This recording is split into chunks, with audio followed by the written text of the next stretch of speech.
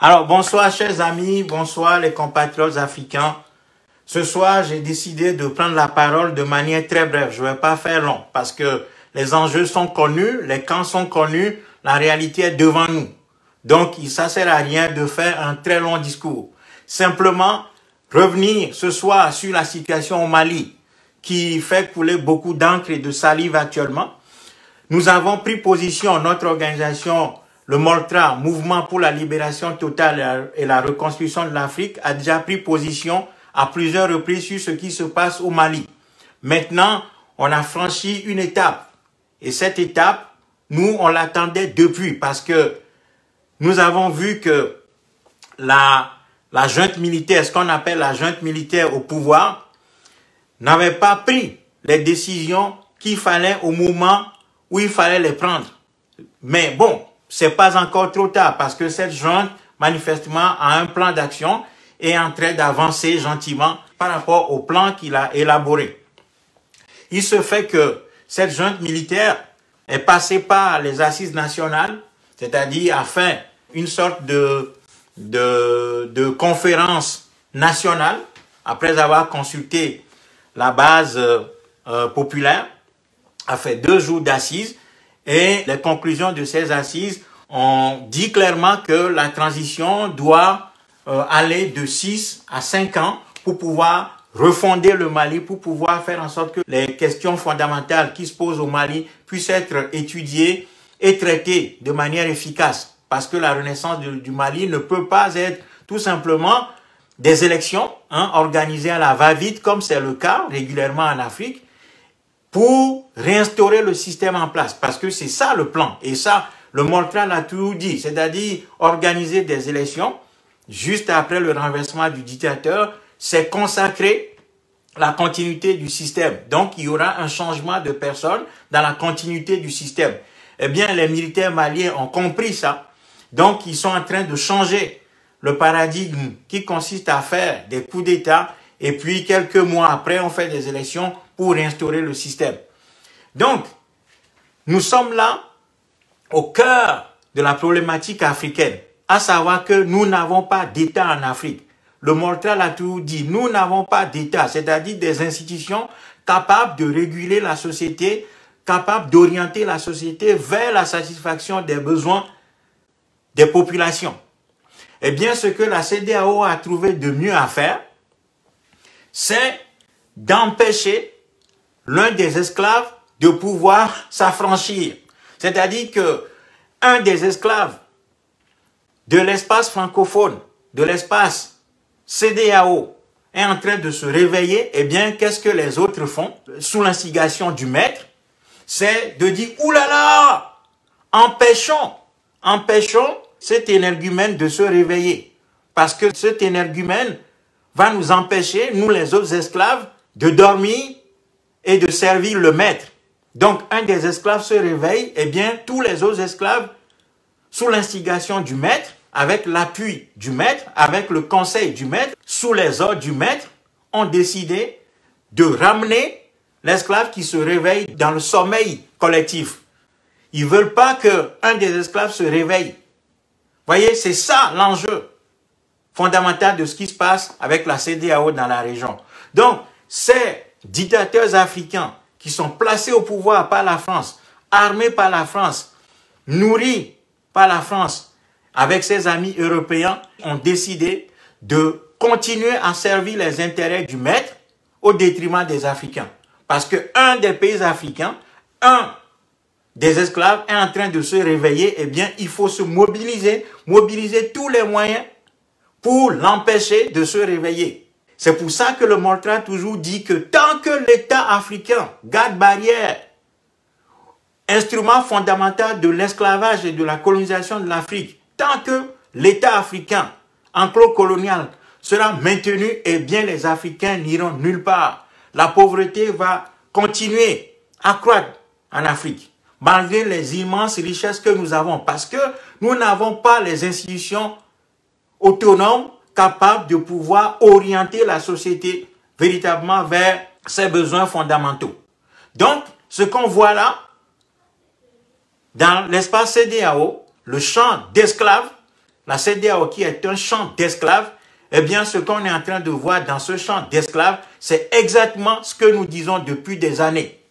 Donc, aujourd'hui, tous les Africains doivent se mobiliser derrière le Mali, les patriotes maliens. Nous savons très bien que le Mali est en train d'être divisé en deux camps, où on essaye de monter un camp soi-disant démocrate contre un camp qui serait pour la dictature, pour que les militaires continuent au pouvoir. Eh bien non, on doit refuser ça. C'est-à-dire que l'intérêt du peuple malien, c'est de faire une transition effectivement à l'issue de laquelle les questions fondamentales du Mali doivent être traitées. Et ces questions ont besoin du temps pour être traitées. Donc, les compatriotes maliens ont fait le bon choix de prolonger cette transition et de faire en sorte que les questions fondamentales qui se posent au peuple malien soient traitées. Donc, les dictateurs africains, en allant dans le sens de donner satisfaction à leur maître, parce que tous ces dictateurs travaillent dans le champ du maître, dans le champ de coton du maître, dans le champ de café cacao du maître, ces esclaves ont décidé de mettre la main sur leur confrère, leur congénère qui est en train de se réveiller pour maintenir le champ du maître à flot pour que nous continuions pas à produire les fruits, les minerais, qu'on continue de produire le maïs, le café, le cacao, le coton, de l'or, de l'EVA et tous les autres produits pour que le maître soit toujours plus fort. Voyez, c'est ça le problème. Les Africains doivent dire un non ferme, définitif à ce type de pratique. Si les autres esclaves veulent continuer à rester dans le champ de maître, eh bien qu'ils continuent. Mais ces esclaves n'ont pas le droit d'empêcher les autres esclaves de se réveiller. Voilà, ceux qui ne veulent pas se réveiller, qui continuent à dormir. Mais leur sommeil sera de courte durée parce que les peuples africains sont maintenant en train de comprendre ce que nous sommes en train de dire depuis bien des années et ce que des prédécesseurs ont dit depuis bien des années. Parce que cet esclavage ne peut plus continuer. L'esclavage ne peut plus continuer sur la terre africaine. Eh bien, ces gens-là doivent absolument être combattus de manière résolue. On ne peut pas laisser ces esclaves dicter leurs lois au peuple malien. Si le peuple malien a décidé de s'affranchir, il n'est pas question, il ne sera pas question pour les dictateurs africains, les esclaves de la France, des États-Unis, d'Israël, du Canada, en gros, les esclaves de la mondialisation, d'empêcher le Mali de se libérer.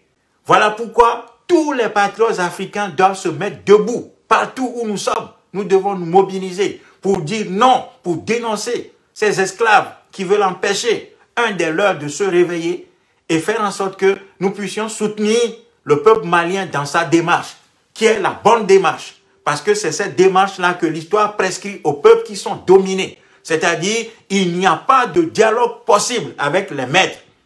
Il n'y a pas de dialogue possible avec ceux qui soutiennent le maître parmi nous. Il n'y a pas de dialogue possible avec ceux qui sont armés, cautionnés par les maîtres pour maintenir l'Afrique dans les fers.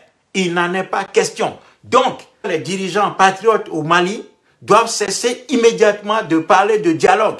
On ne dialogue pas avec les esclavagistes. On ne dialogue pas avec les colonialistes. Les colonialistes, on les combat. Et les fers, on ne les arrange pas. Donc, il n'est pas question d'aller discuter avec la CEDEAO qui a montré clairement, parce que ça, nous le savions depuis, mais il faut ce type d'épisode pour que les Africains voient réellement le visage de cette institution qui s'appelle la CEDEAO, qui en réalité est un champ de coton gardé jalousement par des esclaves habillés en présidents africains. Il en est de même pour toutes les institutions appelées les institutions sous-régionales, les ensembles sous-régionaux africains. Parce que ce sont ces institutions-là qui empêchent véritablement l'unité de l'Afrique. La SADC, la CEMAC, la CEDEAO et toutes ces organisations sont en réalité des facteurs d'empêchement de l'intégration de notre continent. Ces éléments sont des facteurs d'empêchement de l'unité continentale. Et là, on le voit clairement. Ça, c'est ce que le Montre a toujours dit depuis des années. mais il y a des gens qui pensaient que nous exagérions. Aujourd'hui, les faits sont là et les faits nous donnent raison.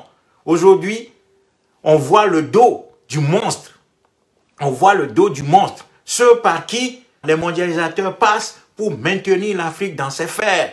Aujourd'hui, les Africains doivent se mettre debout. Pas question pour les dirigeants maliens d'entamer quelque dialogue que ce soit avec des esclaves qui veulent maintenir le système esclavagiste et colonial en Afrique. Il n'en est pas question. Il ne faut pas faire de la demi-mesure. L'histoire est là. C'est le moment de prendre une décision radicale, c'est-à-dire aller à la racine du problème africain. Ne pas négocier. On ne négocie pas avec des esclavagistes et leurs serviteurs qui sont dans nos rangs. Non, ces gens-là, on les combat. Donc, le message selon lequel les dirigeants maliens veulent discuter avec la CEDEAO en prétendant que la CEDEAO ne comprenait pas la problématique du Mali, eh bien, c'est une erreur de jugement, c'est une erreur d'analyse. C'est une erreur d'analyse. Il ne faut pas s'engager dans cette voie-là. C'est une erreur d'interprétation des faits. C'est-à-dire que les esclaves qui sont dans le champ du maître de la CEDEAO ont très bien compris ce qui est le problème. Ils le savent très bien. Ils ont pris une décision en âme et conscience. Parce que ces gens sont dans leur rôle d'empêcher l'Afrique d'avancer. Donc, connaissant ça, les dirigeants maliens doivent radicalement rompre avec la CEDEAO, la quitter. Tout simplement. Il n'y a rien à négocier avec ces gens-là. Qu'est-ce qu'on va négocier avec Faure Gnassingbé? Qu'est-ce qu'on va négocier avec un Alassane Ouattara transporté dans les chars de la France, soutenu par les Américains et les institutions financières internationales telles que le FMI et la Banque mondiale pour l'imposer à la place de Laurent Gbagbo depuis bientôt 15 ans? Qu'est-ce que les patriotes maliens doivent aller négocier avec Kaboré, un pantin qui était associé aux assassins directs de Thomas Sankara, disant qu'il est devenu opposant 6 mois avant la chute de Blaise Compaoré, pour dire qu'il est devenu opposant, et ce gars-là prétend être un patriote burkinabé aujourd'hui. Qu'est-ce que les patriotes maliens doivent négocier avec ce type? Qu'est-ce que les patriotes maliens doivent aller négocier avec des salopards du Sénégal, comme Macky Sall? Qu'est-ce qu'on attend de ces gens-là? Qu'est-ce qu'on peut attendre des sous-merdes, des esclaves, des gens qui sont en réalité des serviteurs dans le champ du café et du coton du maître? Qu'est-ce qu'on peut négocier avec ces gens-là? Pourquoi vouloir faire un dialogue avec ces gens-là? C'est une perte de temps.